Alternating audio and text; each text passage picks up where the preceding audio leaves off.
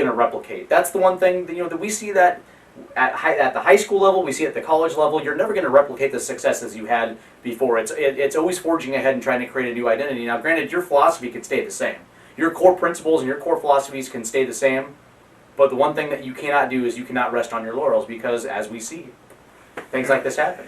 So you got the Carolina Panthers coming to town. They're undefeated. Cam Newton's got them rolling. I like Cam Newton as a quarterback. I think he's got potential to even be better with his physical tools. He's a giant on the field, tough as nails. Right. But Carolina hasn't had the greatest success coming into CenturyLink Field. You go all the way back to 2005, in that playoff game, and they just got run, and it's been like that ever since. But is this a different Carolina team that we're looking at, Commando?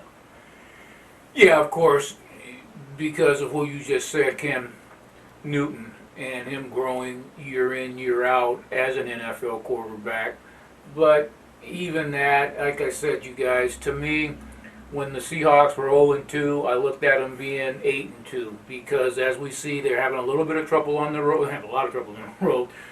But we're going to find out Sunday if they're still the same old Seahawks. Remember we used to use the term "same old Seahawks." Right? Yeah. Okay. Means a different thing. Completely different, Cap. Exactly. Let's see if they're the same old Seahawks in the confines of Seahawks Stadium, and then put that beat down on the Carolina Panthers as they come in. So yeah, Carolina Panthers are a different team without a doubt, and they've got some players that are interesting to watch. But I don't see them beating the Seahawks in Seahawks Stadium. I'll tell you that. Here's what Carolina has going for them that should get them pretty revved up. Is Luke Kuechly, who's been out missing games with a concussion. He is back. He will play. Outstanding linebacker, one of the best in the NFL. In fact, he won Rookie of the Year, and Bobby Wagner was runner-up right behind him. It was almost a coin toss on which of those two could be Rookie of the Year. So he's back in the fold. Tolbert, their running back, he's going to be back in the mix. Sharing Carey's back there. So they're getting guys healthy. They have an axe to grind because CenturyLink Field hasn't been good to them. Seahawks Stadium. It's fun, and do that every time, please. I love it. It's rock and roll hysteria, man. This ain't no bullshit corporate show. Unless they want to fund us to make sure that we call it Century. Yeah. So as they come to town, where do the Seahawks have an advantage against Carolina? In the secondary.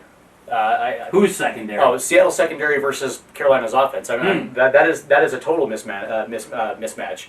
We can talk about the development of Cam Newton, and you're absolutely right. I mean, the guy. I do like Cam Newton in some context, but let's be perfectly honest, man. Who is he throwing the ball to, outside of Greg Olsen? Well, let's see. Not Kelvin Benjamin, right? Right, because he's out for the year. So you're looking at Ted Ginn Jr. Ted Ginn Jr. You're looking at what? Kevin Norwood, former Seahawk. Philly Brown, Jericho Crotchery. I mean, please, dude.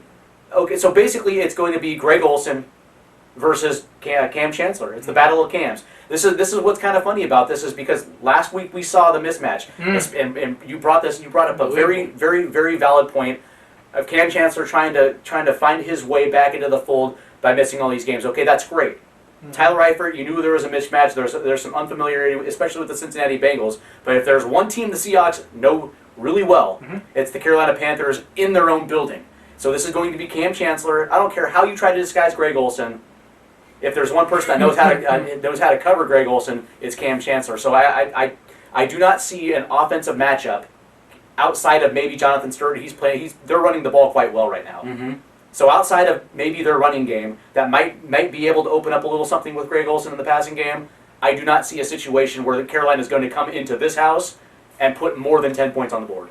They're running the ball well because they've got a really good offense. 10 is their max. That's it. 10 is their max. Michael Orr, Ryan Khalil, Mike Remmers, Greg Olsen. I mean, they can all block really well, and Greg Olsen obviously is a really good pass catcher. So they have a good offensive line. That pass rush with Bennett and Averill and Bruce Irvin and whoever else they're going to, Frank Clark, if they're going to get... Is Frank Clark even on this team anymore? What's his situation? He was so good out of the gate. That's the thing I've been waiting for. since the preseason is to see him bringing the pain like he was in the Mhm. preseason. Just haven't heard his name. You're right about the wide receiving core, but Ted Jr.'s beat this team before, but on special teams. Right, on special teams. But he's got the Seahawks number in some form or fashion. You would think a guy with that kind of speed could be a pretty big impact for their wide receiving core. I'm also worried about Cam Newton when the pocket breaks down, his ability to escape and That's use his athletic ability and in one regard, if there's one weakness that the Seahawks do have, it's also trying to contain that type of athlete. Tight ends and athletic quarterbacks do seem to be a bugaboo, but for the most part, I just think that this defense, and especially coming home and after that debacle, this team is looking to knock somebody out. I mean, you want a chip. This is going to be a chip. This is going to come back home in front of your crowd against a team that you can whoop 10 times. You own them. That. This is a house of pain for them. Should. They're gonna want to punch somebody in the mouth. So I think we can agree that the Seahawks defense against Carolina's offense, that's pretty solid. We can probably bank that they're going to get the better of their offense. Yeah. Here's where I'm worried. It's Carolina's defense against the Seahawks' floundering offense. And if you haven't looked at the personnel on Carolina's defense, we already talked about Luke Kuechly. They're going to face Jared Allen for the second time this season because after the Seahawks beat the Bears, he got shipped out and traded even though he led the team in tackles that game. Right. He still got traded on.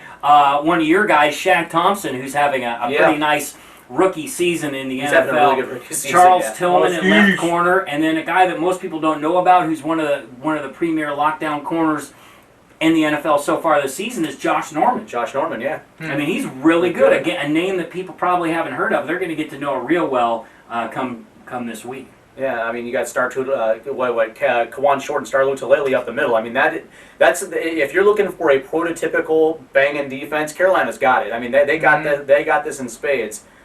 And I'm just curious, and the one thing, and we get back to execution again, and the one thing that is the bread and butter of the Seahawks offense is being able to impose your will early in football games, getting that running game going and establishing that as a baseline so you can actually take methodical shots downfield if you so choose, and then using your core possession receivers to continue to move the chains down the field.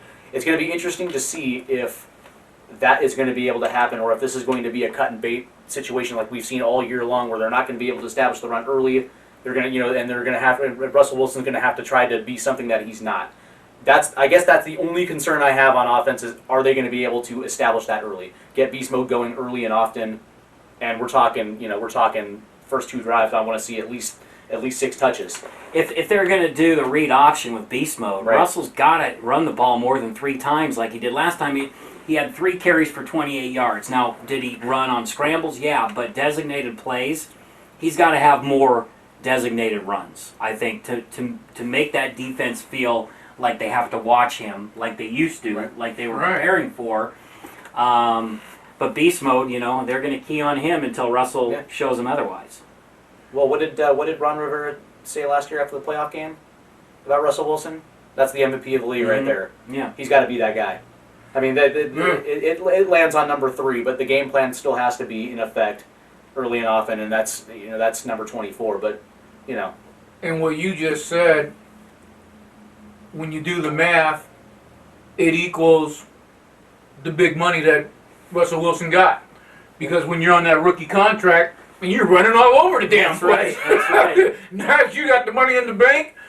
Oh man, I don't want, we're not running the guy as much, and that really takes so much away from the Seahawks offense. It's not even funny. Yeah, well, if you're going to protect your investment, instead of not having him run, how about get him an offensive line? Thank you. How about invest in a car cover for your Ferrari? How about that? Offensive line? How about instead of trying to convert 3 defensive linemen? Right. How about instead of trying to convert 3 defensive linemen, at least maybe use one of those 7 draft picks on an offensive line, a true offensive lineman, or go find the veteran equivalent of Josh McCown on your offensive line, somebody that'll take a 1-year, $2 million deal that you can plug in left guard. A solid journeyman. A solid journeyman where you don't have to move Justin Britt from the right side to the left side, and that makes him look so garbagely pedestrian. You know what I mean? I can deal with Drew Nowak, who actually has improved a little bit in the last 2 games, but J.R. Sweezy looks like garbage. Britt looks like garbage, and I don't even know who. I mean, and Gary Gilliam. And Jimmy Graham ain't gonna block. I think we figured that out. Right. I mean, right? this is. Go back and play who? Do you know what this looks like? This looks like. This ain't the NBA. That's NFL. You're six, looks 7, like- you get 250 it was pounds, the man, NBA hit somebody. in New Orleans. This looks like, to me, this looks like the inaugural Houston Texans with David Carr behind nothing, man.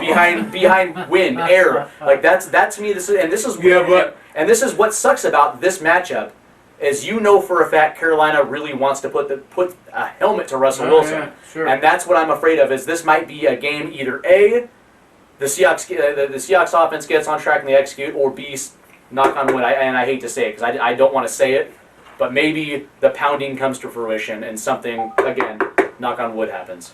Commando, the crowd's got to get into it. the crowd must get into it, and that's why I say coming back home, all the losses on the road, coming home and playing in a place that is just, well, everybody's tough at home, of course, but the Seahawks are just special at home. We see it time and time again, even in the game against the Lions. Who said you want to say, man, that's the 12th man came down. Bro, you know, Right. the mythical magical. We saw some magic that night, There's buddy. no doubt about it. Because there's no rhyme or reason. That has to be. I mean, that has to be the 12th man. Here's the deal, and I don't call a must win unless you actually have to win it or you're eliminated. Right. But this is an important victory because A, it's at home. B, you can't lose 2 in a row. That's just that's Not huge to the ego and self-esteem of the team. And Right. 3, you're going to be facing a short week against the 49ers on the Thursday night battle. I know the 49ers aren't what they used to be, but guess what? That's still a black and blue rivalry between the two teams, and they're going to be coming after this like they were the 49ers of old. You got that right. So this is a big game. And you can't. And you're right. You can't lose 2 in a row. You can't fall. You have to get back to 500. You can't give the Cardinals more room to add on to their division lead. You got to keep pace. And I mean, if it's not even the conversation, I mean, let's be honest. I mean, it's week what now, 6. This thing is this game is now started. This season is now slowly progressing to the mids, and we're going to start getting to the nitty gritty where losses in the first quarter of the season. Okay, fine, you can have that loss, but now we're in the second quarter of the season where a lot of you can't have compounding losses. You can't have back to back. And an NFC game. Right. I mean, if you're going to lose, like you lost to the Right. Bengals, at least it's an AFC team. It doesn't affect you that much. But once you No, start talking it's about just the a- wild card standing and battling like Right. that, this is a team I think that's going to need.